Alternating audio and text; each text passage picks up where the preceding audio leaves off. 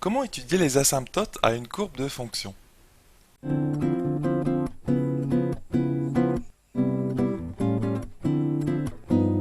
Bonjour à toi et bienvenue dans cette vidéo Star en maths. Ici Romain, j'espère que tu vas bien. Alors, dans cet exercice, nous avons une fonction petit f qui est définie sur r-3. Donc, par f de x, donc c'est l'expression suivante, c'est moins 2x plus 4 sur x-3. On a 4 questions dans cet exercice. Donc, on va lire la première et la deuxième peut-être. Donc, dans un premier temps, il va falloir tout simplement montrer que quel que soit x de l'ensemble de définition de f, c'est-à-dire r-3, eh bien f de x se met aussi sous cette forme, c'est-à-dire moins 2, moins plus loin 2 sur x-3. Et ensuite, la deuxième question, bon je la lis, mais on la fera pas dans cette vidéo, on va vraiment faire une vidéo par question parce que il y a plein de choses à expliquer. Donc dans cette deuxième question, il faudra donner l'équation de l'asymptote horizontale ACF en moins l'infini et en plus l'infini. Donc en fait, on va étudier les asymptotes à cette courbe de fonction dans cet exercice. Ça va être vraiment ça, on va dire l'objet principal de cet exercice. Alors, dans cette première question, tu vois bien qu'il faut démontrer une égalité. Tu vois qu'on a une fonction en petit f, d'ailleurs on peut préciser pourquoi son ensemble de définition c'est r-3. C'est r-3 tout simplement, r-3 d'ailleurs, je tiens à préciser que c'est tout simplement moins l'infini jusqu'à 3, exclu, et tu recommences à 3 jusqu'à plus l'infini, exclu le 3. Donc en fait, c'est r tout entier, tous les x en fait, mais pas 3. En fait, la seule valeur interdite, c'est 3, et pour cause, parce que ici, quand x vaut 3, tu vois bien que le dénominateur s'annule. Et c'est la seule valeur de x pour laquelle ce dénominateur-là s'annule, quand x vaut 3. Ça marche, c'est donc pour ça qu'on a enlevé 3 de l'ensemble de définition. Voilà. Et c'est toujours ça que je t'encourage à faire quand tu as un petit exercice dans lequel on te présente déjà, dans une étude de fonction, l'ensemble de définitions de la fonction. Bah, essaie de regarder pourquoi on a cet ensemble de définitions-là.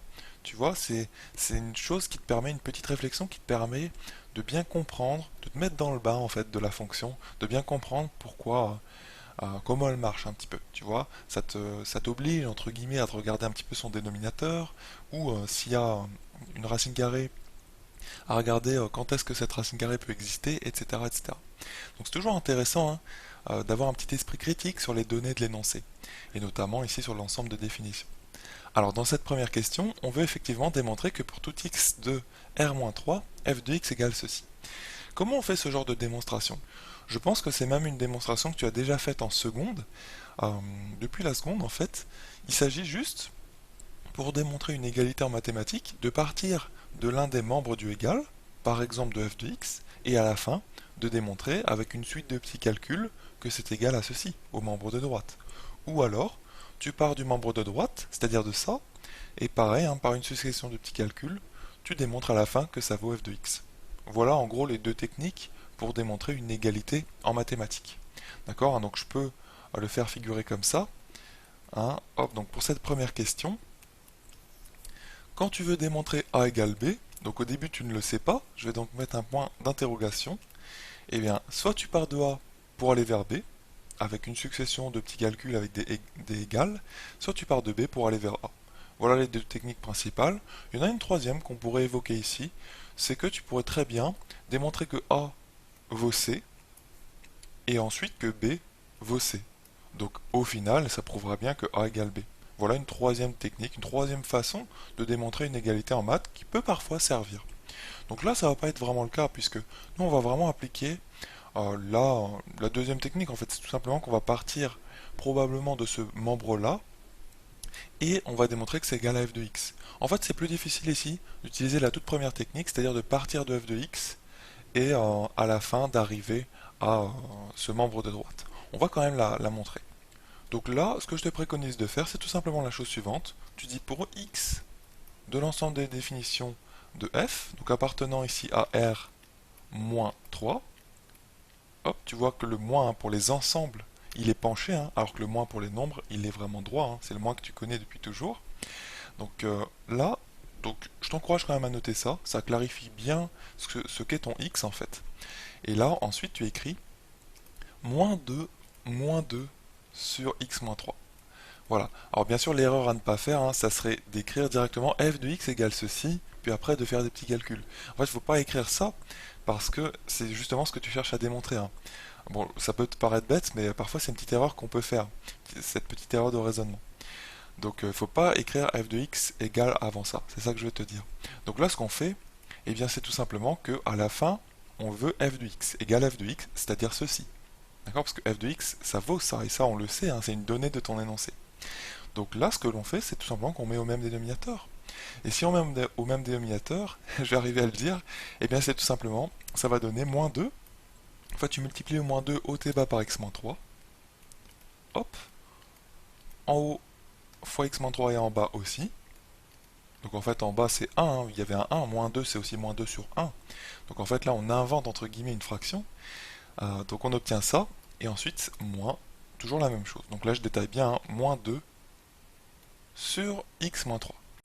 Voilà, et donc on va avoir un unique trait de fraction, tac, et un seul dénominateur. Hein. C'était justement ça le but, on voulait avoir un dénominateur commun.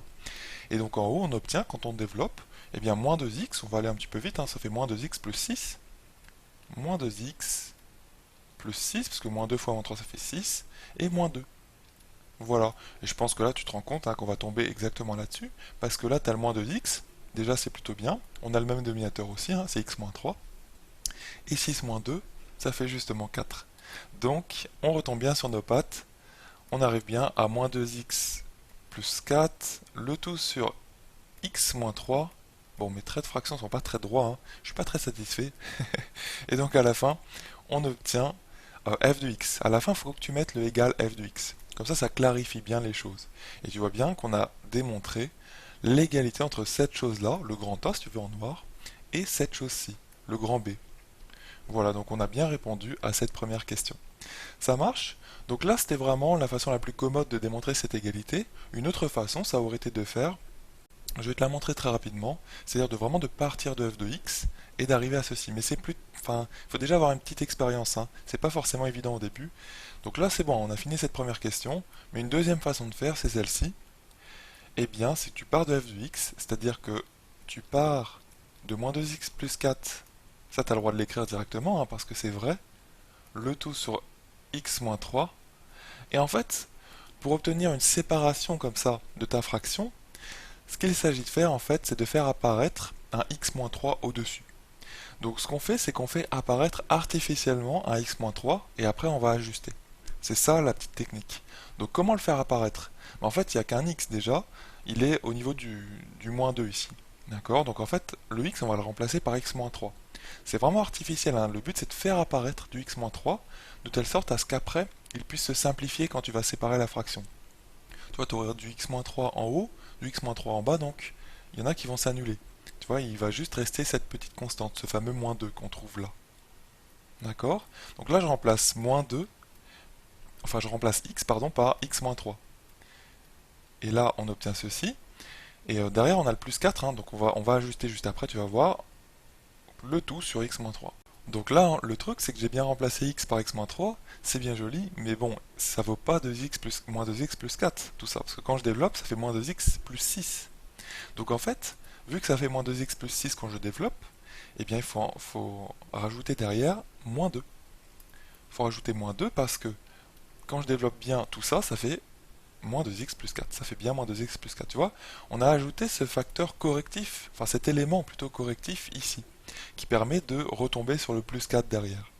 Voilà, donc le fait d'avoir fait apparaître artificiellement le x-3 en haut, eh bien on le fait, ça c'est artificiel, c'est ce qu'on veut, mais après il faut bien ajuster le terme pour obtenir notre plus 4 derrière. Tu comprends un petit peu l'idée? Et donc là c'est plutôt bien parce qu'il nous reste juste qu'à séparer notre fraction en deux, c'est-à-dire qu'on obtient moins 2 facteur de x-3, le tout sur x-3, et derrière on a bien notre moins 2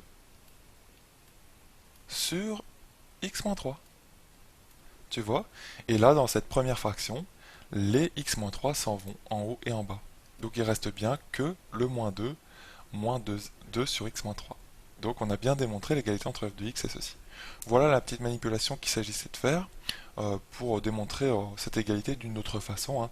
Bon, si tu vois ça, c'est vraiment très bien, hein. Ça veut dire que tu es assez à l'aise, mais honnêtement, c'est une technique, tu vois, le remplacement artificiel de x par x-3, c'est une technique assez avancée, hein. C'est pas forcément évident d'y penser, c'est tout à fait normal. Donc vraiment la technique que je t'encourage à utiliser ici, hein, c'est celle-ci. La toute première, partir du deuxième membre pour arriver à f de x. Ça marche? Donc là on va vraiment passer maintenant à la deuxième question dans une autre vidéo.